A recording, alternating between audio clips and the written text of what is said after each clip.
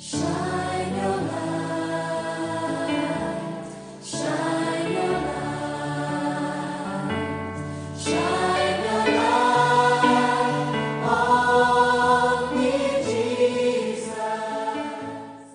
La deuxième raison pour laquelle nous ne devrons pas être inquiets, c'est que l'inquiétude du lendemain bloque l'action d'aujourd'hui.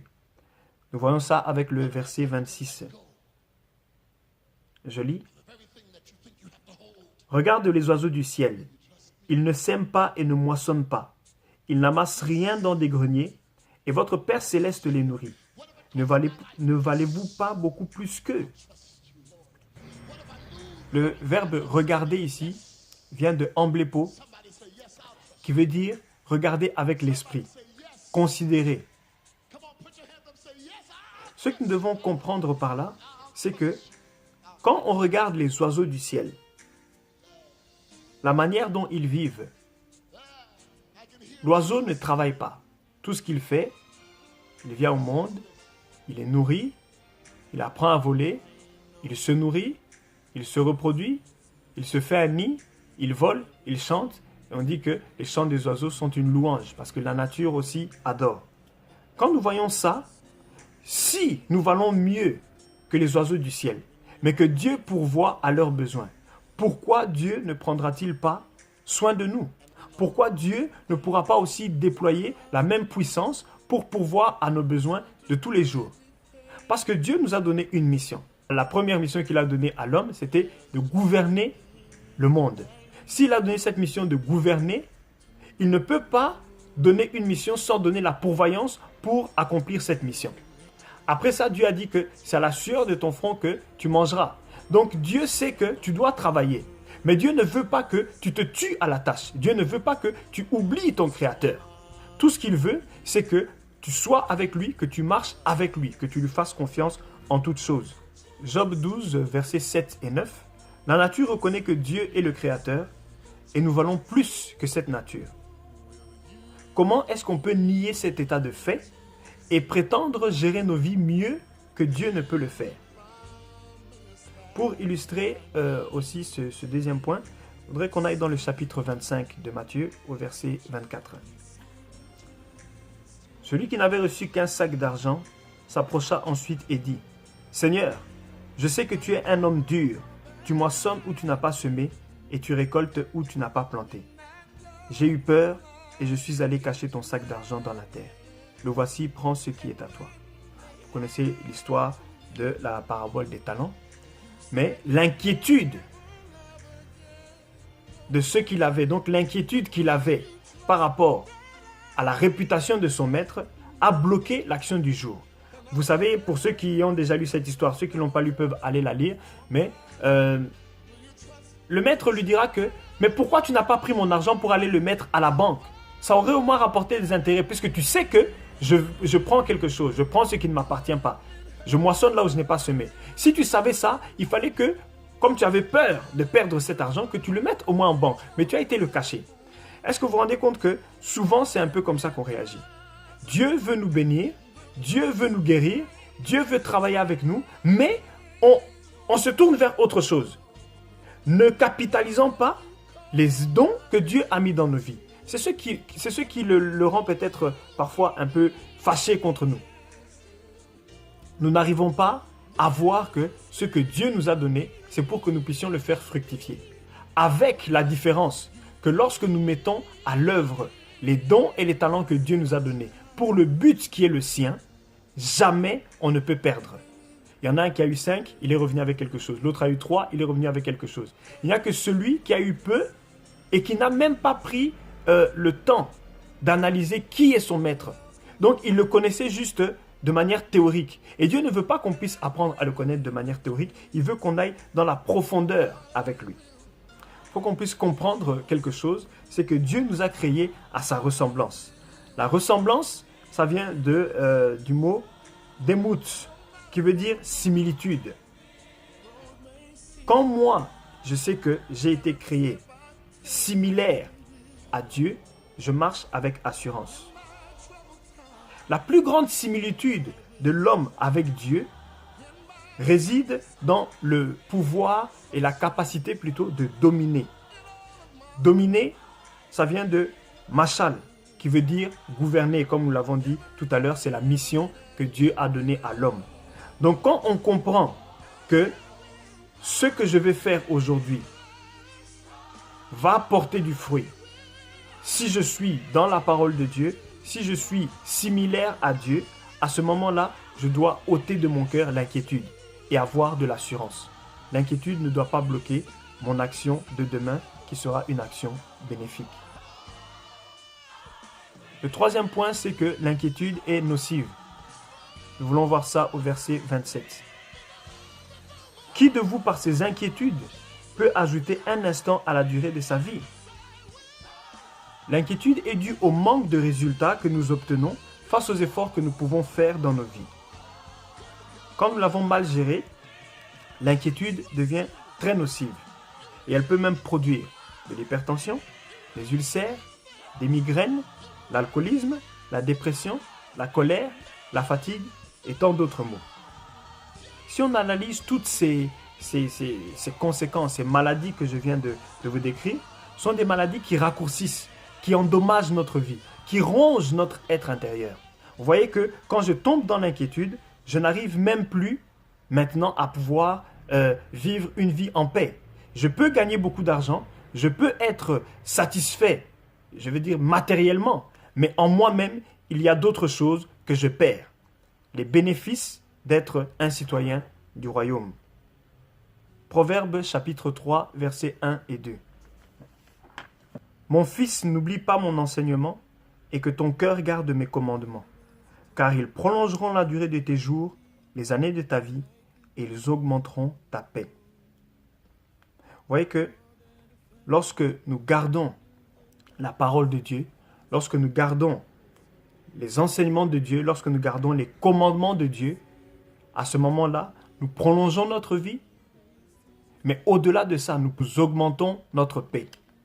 Et c'est très important que nous puissions comprendre que la paix, la vraie paix, vient de Dieu. Elle ne vient pas de l'homme, elle ne vient pas de ce en quoi nous pouvons nous confier tous les jours. La paix dont on nous parle dans le verset de Proverbe, ça vient de Shalom, vous connaissez tous, et qui a pour définition perfection, bien-être, quiétude, tranquillité, paix dans les relations humaines et paix avec Dieu. Vous voyez que la paix que Dieu donne, c'est une paix qui est complète. C'est une paix qui est intérieure, une paix qui est extérieure, une paix qui nous environne. Et ça, c'est une paix que le monde ne peut pas nous donner. Prendrons comme dernier verset pour ce troisième point, Jérémie au chapitre 10 et au verset 23. Je sais, Éternel, que l'être humain n'a pas autorité sur la voie qu'il suit. Ce n'est pas à l'homme qui marche de diriger ses pas. Quand on veut éviter l'inquiétude, si on veut avancer dans la paix, si on veut que notre vie ne soit pas nocive, que l'inquiétude ne devienne pas nocive pour nos vies, nous devons apprendre à laisser Dieu diriger nos pas. C'est l'une des conditions qui va nous permettre de pouvoir vivre en paix et de pouvoir vivre longtemps. La quatrième raison pour laquelle nous ne devrions pas être inquiets est que Dieu n'oublie pas ceux qui se confient en lui. Les versets 28 à 30. Et pourquoi vous inquiétez au sujet du vêtement? Étudiez comme poussent les plus belles fleurs des champs. Elles ne travaillent pas et ne tissent pas. Cependant, je vous dis que Salomon lui-même, dans toute sa gloire, n'a pas eu d'aussi belle tenue que l'une d'elles. Si Dieu habille ainsi l'herbe des champs qui existe aujourd'hui et qui demain sera jetée au feu, ne fera-t-il pas bien plus volontiers pour vous, gens de peu de foi? Encore une fois, on fait la comparaison avec la nature. Mais ici, Jésus est en train de souligner que Dieu a été minutieux avec l'herbe des champs. Quelque chose qui passe. L'herbe ne dure jamais. C'est quelque chose qui vient et qui part. On le coupe et on le jette, on le brûle, comme c'est expliqué dans le verset. Mais on dit que Salomon, dans toute sa gloire, n'a pas eu des vêtements plus somptueux que l'herbe des champs. Et je voudrais quand même qu'on regarde ce que donne la gloire de Salomon. Ça devrait nous donner du moins une idée de ce que Dieu peut faire pour nous. 1 Roi au chapitre 10, les versets 4 à 7. La reine de Séba vit toute la sagesse de Salomon, le palais qu'il avait construit, les tenues de ceux qui le servaient, ses responsables des boissons, ainsi que les holocaustes qu'il offrait dans la maison de l'Éternel. Elle en eut le souffle coupé et dit au roi, « C'était donc vrai ce que j'ai appris dans mon pays au sujet de ta situation et de ta sagesse. Je ne le croyais pas avant de venir et de le voir de mes yeux. Et l'on ne m'en avait pas rapporté la moitié. Tu as plus de sagesse et de prospérité que je ne l'avais appris par la rumeur. » Vous voyez que la reine de Séba, qui n'est pas une femme négligeable, est étonnée et a le souffle coupé devant le règne de Salomon. Mais on dit que Salomon lui-même, dans toute sa gloire, n'a pas été mieux habillé que l'herbe des champs. Comment est-ce que nous ne pouvons pas comprendre cela? Comment est-ce qu'on arrive encore à se retenir? C'est nous tous.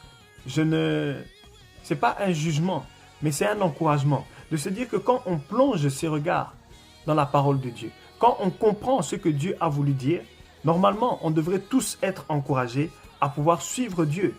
Malgré tout ce qui se passe, on devrait être encouragés à ne pas céder à la tentation, à ne pas céder à l'inquiétude, parce que Dieu est prêt et Dieu veut faire des grandes choses dans nos vies. Nous ne devons pas non plus oublier que Dieu parle ici de l'herbe des champs, mais la vie de l'homme aussi est comparée à l'herbe des champs, qui passe. Psaume 90, versets 5 et 6. Tu les emportes semblables à un rêve qui le matin passe comme l'herbe, elle fleurit le matin et elle passe, on la coupe le soir et elle sèche. Vous voyez que la vie de l'homme passe comme l'herbe des champs. Mais Dieu veut faire avec l'homme la minutie, même mieux que ce qu'il a fait pour l'herbe des champs, parce que nous avons plus d'intérêt. C'est ce qui est dit dans le verset 30. Si Dieu habille l'herbe des champs qui existe aujourd'hui et qui demain sera jetée au feu, ne le fera-t-il pas bien plus volontiers pour vous, gens de peu de foi? Le psaume 90 nous montre la fragilité de la vie de l'homme, mais il nous montre aussi que quand nous nous confions au Seigneur, Dieu peut nous affermir. Le psaume 90 nous montre aussi que Dieu peut nous affermir, que c'est la grâce du Seigneur qui nous affermit. Quand on parle d'affermir, ça veut dire nous donne de l'assurance. C'est ça aussi la définition au verset 16 et 17. Je lis « Que ton activité soit visible pour tes serviteurs et ta splendeur pour leurs enfants. Que la grâce de l'Éternel notre Dieu soit sur nous. Affermis l'œuvre de tes mains. Oui, affermis l'œuvre de tes mains. » Vous voyez que Dieu, pour qui un jour est égal à 1000 ans, 1000 ans est égal à un jour, ça veut dire qu'il est maître du temps et des circonstances. Notre vie passe. Ça ne représente rien. Que représente même un siècle devant Dieu? Ça ne représente rien. Ce n'est même pas un grain de sable dans l'infinie éternité. Mais il veut travailler avec nous. Il veut faire quelque chose de minutieux avec nous. Il veut nous bénir plus et nous toucher avec plus d'attention qu'il n'en a pour la nature. Tout ce que Dieu demande, c'est que nous puissions laisser l'inquiétude et embrasser sa parole. C'est ce que nous montre aussi le psaume 37, ce psaume que j'aime particulièrement. Et au verset 16 à 19, je lis « Mieux vaut le peu du juste que l'abondance de nombreux méchants, car la force des méchants sera brisée, tandis que l'Éternel soutient les justes. L'Éternel connaît les jours des hommes intègres, et leur héritage dure éternellement. Ils ne sont pas couverts de honte quand vient le malheur, et ils sont rassasiés quand la famine est là. » Vous voyez que pour ceux qui se confient en Dieu, il y a d'abondantes bénédictions, et même si c'est peu, mieux vaut le peu du juste que l'abondance du méchant. Gardons à l'esprit que Dieu n'oublie pas ceux qui se confient en lui. La cinquième raison pour laquelle nous ne devions pas être dans l'inquiétude, c'est que l'inquiétude révèle une méconnaissance de la nature de Dieu. Les versets 31 et 32. Ne vous inquiétez donc pas et ne dites pas que mangerons-nous, que boirons-nous, avec quoi nous habillerons-nous. En effet, tout cela, ce sont les membres des autres peuples qui le cherchent. Or, votre Père céleste sait que vous en avez besoin. Les gens des autres peuples ici, c'est dans les versions anciennes ce qu'on appelait les païens, et ça vient du mot ethnos. Et quand on parle de ethnos, c'est ceux qui n'adorent pas le vrai Dieu. Et ces gens-là recherchent. Leur recherche vient du mot epizeitéo, qui veut dire s'enquérir de, chercher sérieusement. Donc, ce que Dieu nous apprend, c'est que on n'a pas à chercher le manger et le boire. De quoi on va se vêtir? Ça, ce sont les païens. Donc, ceux qui n'adorent pas le vrai Dieu peuvent s'inquiéter de cela. Parce qu'ils n'ont pas un recours. Ils doivent maintenant se confier dans leur propre force, se confier dans Mammon pour avoir ces choses-là. Mais pour ceux qui marchent avec Dieu, il est prêt à pourvoir à la nourriture, à la boisson et aux vêtements. Ça veut dire que Dieu veut pourvoir à tous nos besoins. Quand Dieu est avec nous, il pourvoit à tous nos besoins. Mais il y a aussi, est-ce que parce que Dieu pourvoit à tous nos besoins, ça doit nous exempter de prière? Dans le Matthieu, au chapitre 6, versets 7 et 8, c'est le Notre Père. Je lis le verset.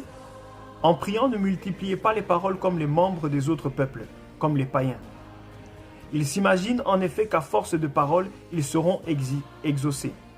Ne les imitez pas, car votre Père sait de quoi vous avez besoin avant que vous ne lui demandiez. Même si Dieu sait de quoi nous avons besoin, ce que Dieu veut, c'est qu'on ait une prière qui soit structurée. Un peu comme celle que Josaphat a faite. Vous pouvez voir l'histoire de Josaphat dans l'autre message, la protection divine face au danger. Et qu'on ne fasse pas une prière sentimentale, qu'on fasse quelque chose de concentré, qu'on aille droit au but. On n'a pas besoin de répéter 1000 fois la même chose. Bénis-moi, bénis-moi, tu as dit que tu allais me sauver, tu as dit que tu allais agir, agis, agis, agis. Non, non, Dieu veut qu'on puisse, tu dis agis, mais comment est-ce que je dois agir? Quelle est la parole qui va faire que je vais agir? L'homme parle, il prie à Dieu, mais ne vient pas avec des prières émotionnelles, des prières sentimentales. Il vient parce qu'il connaît Dieu. Quand je connais Dieu, je m'adresse à lui d'une certaine manière et je sais que je touche son cœur avec une parole. C'est ça que Dieu veut montrer quand il dit qu'il sait de quoi vous avez besoin avant même que vous lui demandiez. C'est que Dieu connaît nos cœurs, il connaît nos besoins, mais il veut qu'on puisse prier. Mais que dans nos prières, on puisse maintenant révéler cette même connaissance que nous avons de lui. C'est-à-dire que Dieu nous connaît, mais est-ce que nous, on connaît Dieu? La prière sert à ça. La prière, c'est une communication avec Dieu, mais c'est le moyen de l'adorer. C'est le moyen de l'honorer. C'est le moyen de lui montrer que nous avons découvert ce qu'il est et comment est-ce qu'il agit. Encore une fois, la prière, on doit voir ça comme une arme. Si je donne une mitraillette à un enfant, il y a peu de chances qu'il atteigne sa cible. Mais c'est sûr et certain qu'il y aura des dommages collatéraux. Et nous devons voir la prière exactement comme ça. Quand je fais une prière non structurée, là où je dis beaucoup de choses, là où je ne sais pas de quoi je parle et je répète des paroles juste parce que je les ai entendues, à ce moment-là, je suis cet enfant-là qui est en train de tirer dans tous les sens. Mais quand j'ai une prière structurée, une prière là où je connais Dieu et je m'adresse à lui d'une certaine manière, c'est un militaire, un soldat bien aguerri qui sait que même en marchant, lorsque je tire comme ça, je vais toucher. Lorsque je tire là, je vais toucher. Il y a une position, il y a une forme à prendre. Tout ça là, on apprend ça dans la prière. On apprend, on avance. Et à ce moment, au moment là où on travaille la prière, au moment là où on s'entraîne avec ça, on commence maintenant à pouvoir savoir comment prier. On connaît dans la parole et puis on va maintenant dans la prière montrer à Dieu qu'on connaît. Et ça, on doit réussir à maîtriser ces choses. On ne doit pas se laisser submerger par les émotions. Dieu veut que nous ayons une prière structurée, qu'on puisse lui montrer qu'on le connaît et c'est cette connaissance-là qui libère. C'est cette connaissance-là qui délivre de l'inquiétude. Le psaume 50, au verset 15, pour illustrer aussi ce point ici. « Fais appel à moi quand tu es dans la détresse, je te délivrerai et tu m'honoreras. » Encore une fois, c'est un verset qu'on a largement décortiqué dans le message du fond de ma détresse. Mais ce qu'on veut surtout souligner ici, c'est que chaque situation correspond à un nom, à une caractéristique de Dieu, et que si on veut être sauvé, on doit être capable de faire appel à cette caractéristique. Et qu'une fois qu'on a compris cela, une fois qu'on applique cela, Dieu maintenant est glorifié. Glorifié, on a dit que c'est qu'il prend du poids dans nos vies. Ça devient un roc, la pierre angulaire. Ça devient quelque chose de lourd dans notre vie, tellement lourd qu'il ne peut pas être déplacé, qu'il ne peut pas être bougé. Et c'est ça un peu la foi. Donc je crois en Dieu, j'applique ça par la prière, je l'invoque parce que je connais son nom, je connais ma situation, je sais ce que je dois dire pour qu'il débloque cela. Et quand il a fait ça, ça devient un poids dans ma vie, ça devient quelque chose d'inébranlable. C'est ce que Dieu veut faire dans nos vies. La sixième et avant-dernière raison pour laquelle nous ne devons pas avoir de l'inquiétude, l'inquiétude nous empêche de relever les défis que Dieu nous lance. Le verset 33. Recherchez d'abord le royaume et la justice de Dieu, et tout cela vous sera donné en plus. C'est un verset, quand je l'ai lu pour ce message sur l'inquiétude, j'ai découvert tellement de choses que je pense que ce sera la prochaine méditation, ou du moins la méditation des semaines à venir, parce que je voudrais encore creuser ça. Il y a tellement de vérités, tellement de choses solides pour la vie du croyant que je voudrais faire quelque chose à part. Mais ce qu'on peut dire sur ce verset, rechercher le royaume et la justice de Dieu, le rechercher ici est différent du rechercher qu'on a vu dans le 5e point, donc la méconnaissance de la nature de Dieu. C'est que ici, le rechercher vient de la racine zeiteo, qui veut dire chercher dans le but de trouver, désirer, s'efforcer de. Vous voyez que la première fois, ce que les païens, eux, cherchent, ils cherchent à s'enquérir de quelque chose. Ils veulent devenir riches. Ils cherchent avec tellement ils sont sérieux dans ce qu'ils sont en train de chercher, mais ils veulent acquérir quelque chose. Mais quand je dois chercher le royaume de Dieu, je veux trouver, je veux m'efforcer de. Mais le royaume de Dieu, c'est quelque chose de précis. Et quand on comprend ce qu'est le royaume, on comprend que la recherche du royaume et la recherche des richesses sont deux recherches qui sont totalement différentes. La manière de faire est différente, le résultat aussi est différent. C'est les deux recherches que l'homme peut faire qui montrent qu'il cherche Dieu ou qu'il cherche l'argent, qu'il suit Dieu ou qu'il suit l'argent. Le royaume, quand on parle de royaume, c'est le domaine où s'étend le pouvoir d'un roi. On peut dire que c'est le territoire qui est soumis à l'autorité du roi. La justice, c'est l'ensemble des lois qui régissent justement ce royaume. Et quand on comprend ces deux choses, quand on va dans la profondeur, et nous le ferons, je vous ai dit bientôt, vous comprendrez que quand on est citoyen du royaume, quand on connaît ce qu'est un citoyen du royaume, on ne cherche plus à pouvoir courir derrière l'argent. Parce qu'il y a tellement de bénéfices à être un citoyen du royaume que c'est ce qu'on voudra faire. Soyez sûr que le fait de trouver le royaume et la justice de Dieu vous accordera tout ce dont vous avez besoin. Vous serez assuré que tout le reste vous sera accordé. Hébreux au chapitre 11, verset 6. Or, sans la foi, il est impossible d'être agréable à Dieu, car il faut que celui qui s'approche de lui croit que Dieu existe et qu'il récompense ceux qui le cherchent. Dans ce verset ici, par rapport au fait qu'on doit relever les défis que Dieu nous donne, le défi que Dieu nous donne, c'est donc de pouvoir chercher le royaume et la justice de Dieu. L'inquiétude bloque la foi, sans quoi l'Éternel ne prend pas plaisir en nous. Relever le défi demande de placer toute notre confiance en Dieu, qui est capable de réaliser tout ce qu'il a promis lorsqu'on le cherche de tout notre cœur. C'est ce que nous devons comprendre, c'est ce que nous devons vraiment nous atteler à faire, à chercher Dieu de tout notre cœur. Le 7e et dernier point pour lequel nous ne devions pas avoir de l'inquiétude, c'est que vivre au jour le jour nous évite de nous faire des soucis. Le dernier et 34e verset de Matthieu 6. Ne vous inquiétez donc pas du lendemain, car le lendemain prendra soin de lui-même. À chaque jour suffit sa peine. L'inquiétude qu'on peut avoir au jour le jour nous pousse parfois à devenir suffisants. Parce qu'on a dans les richesses de ce monde une sécurité illusoire.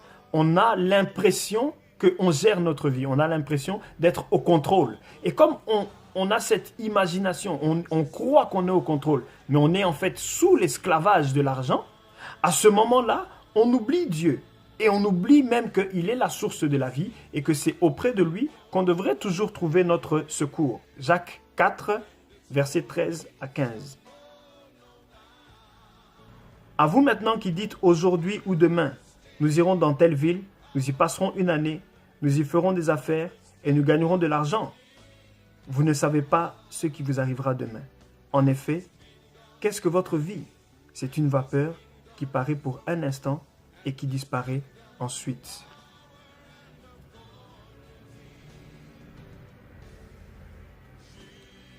Ce que on doit comprendre par ce verset, c'est que l'homme ne peut pas vivre sa vie sans attendre la direction de Dieu. Il ne peut pas vivre la vie sans être conduit par Dieu. Nous avons vu un peu plus haut qu'il n'appartient pas à l'homme de diriger ses pas. C'est un peu dans le même sens. Tous les projets que nous sommes en train de faire, gagner de l'argent, aller en vacances, construire une nouvelle maison, est-ce que tout ça, c'est Dieu qui le permet? Nous devons être attentifs. Je ne vous dis pas de demander à chaque matin si vous allez manger du pain blanc ou du pain gris, mais dans nos décisions importantes, là où nous allons, ce que nous ferons de notre vie, nous devons apprendre à le faire avec Dieu. Matthieu chapitre 6 au 11e verset. Je lis. Donne-nous aujourd'hui notre pain quotidien. Tout le monde connaît aussi ce verset. Mais ce que nous devons voir là-dedans, par rapport aussi à ce que nous disions juste plus haut, qu'il ne nous appartient pas de faire des projets sans demander l'aval de Dieu, c'est que dans tout ce que nous faisons, nous devons être sûrs que Dieu veut pourvoir à nos besoins chaque jour. Israël, quand ils étaient dans le désert, Dieu leur a donné la manne. Et ils ne devaient pas prendre la portion de 2 jours. Ils devaient prendre ce qu'ils pouvaient manger le jour même. Ce qui restait pourrissait. C'était quoi? C'était que Dieu voulait leur montrer que tu ne peux pas faire une réserve parce que je suis ta réserve. Je suis là pour prendre soin de toi. Quand je te dis de faire quelque chose, fais-le parce que j'ai déjà tout planifié. Ils ont fait 40 ans dans le désert. Leurs habits ne se sont pas usés, leurs sandales ne se sont pas usées. Je ne sais pas si vous imaginez porter un vêtement 40 ans d'affilée, sans qu'il s'use, sans qu'il s'abîme, sans qu'il se troue. C'est quelque chose qu'on ne peut pas comprendre parce qu'on ne l'a pas vécu. Mais ce qu'on peut vivre aujourd'hui, c'est que chaque jour, Dieu prend soin de tous nos besoins. Dieu a marché avec le peuple d'Israël. Il les a placés devant un choix, la bénédiction ou la malédiction. Et aujourd'hui, nous sommes placés devant le même choix. Quel choix est-ce que nous allons faire? Comment est-ce que nous voulons diriger nos vies? Quels sont nos objectifs? Dieu veut être notre assurance. Et contrairement aux assurances du monde, il n'y a qu'une seule condition pour être accepté. C'est devenir citoyen du royaume. Un citoyen à part entière. Je voudrais terminer cette méditation sur l'inquiétude en nous encourageant à faire des recherches nous-mêmes. Qu'est-ce que Dieu veut? Qu'est-ce que être un citoyen du royaume? Je vous ai juste donné une piste dans le chercher le royaume et la justice. Qu'est-ce que la justice exactement? Comment est-ce qu'on peut voir la justice de Dieu?